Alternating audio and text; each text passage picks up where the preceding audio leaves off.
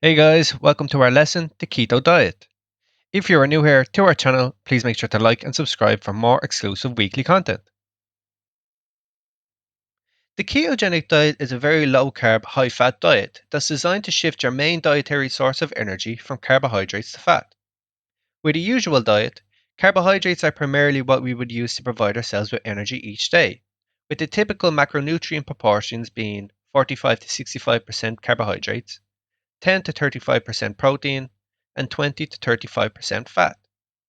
However, on a keto diet, one would consume between 65 and 80% fat, 5 to 10% carbs, and 15 to 30% protein.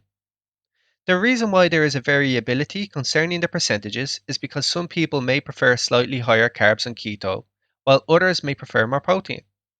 You can try playing with the numbers and seeing what suits best. Be aware, guys, that all carb values here are net carbs, which is total carbs minus fiber. Fiber is often not counted in net carb totals as the nutrient isn't digested, unlike other food components such as fats, proteins, or carbohydrates. Now, why we want to shift our dietary intake from primarily carbs to primarily fats via the keto diet is because it will switch your body into a state of ketosis. And what is ketosis?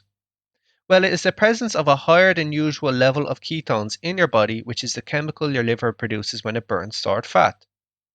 So, what that means is that when we consume a lot of carbohydrates along with not so much fat, it is prone to be stored as fat.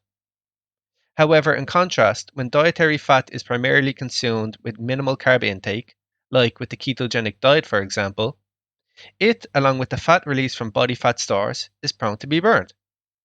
And just to be clear, guys, just because you'll be using fat as your main energy source doesn't mean you'll be constantly burning through your stored body fat. First, you'll use the fat you eat for energy, with body fat thereafter. You actually won't be burning stored body fat all the time with keto. That's a common misconception. Moreover, I think it's important to point out that ketosis is not the same as ketoacidosis. Despite the similarity in name, ketosis and ketoacidosis are two different things.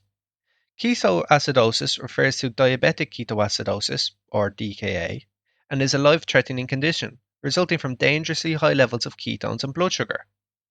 It mostly occurs in people with type 1 diabetes, whose bodies do not produce any insulin, but can also occur in individuals with type 2 diabetes, who have little to no insulin production. However, in a few rare cases, ketoacidosis has been reported to occur in non diabetic individuals, following a prolonged and very low carbohydrate diet. However, not to worry, guys, DKA develops when ketone levels are around 10 times the levels seen obtained from ketosis. In addition, in healthy individuals, ketones should not reach excession, as their brain will use ketones for fuel, and their body should produce enough insulin to assist prevention. That said, this is just another reason to talk to your doctor before starting the ketogenic diet, especially diabetics. Now, there are several types of ketogenic diets. So, we have the standard ketogenic diet, which is the type we talked about at the beginning of the video, which, as a reminder, was a very low carb, moderate protein, and high fat diet.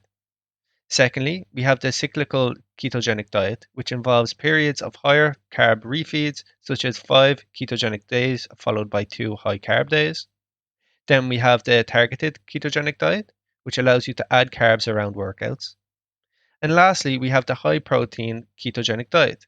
And this is similar to the standard ketogenic diet, but includes more protein. The ratio is often 60% fat, 35% protein, and 5% carbs. Furthermore, let's take a look at the differences between a ketogenic diet and a low carb diet. Well, as we have gone through, the carbohydrate intake is very low for the ketogenic diet, typically below 50 grams per day.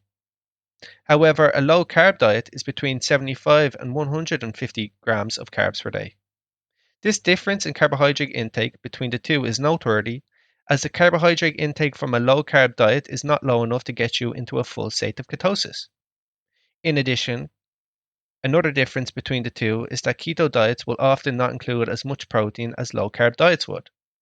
Examples of low carb diets would include paleo, Mediterranean, and the Atkins diet. Have you tried the ketogenic diet? What advice would you give to those attempting it? We'd love to hear from you in the comments section down below. Additionally, if you're new here, make sure to like and subscribe to our channel. So, that has been our lesson, the keto diet. Thanks for listening, and I'll see you in the next lesson.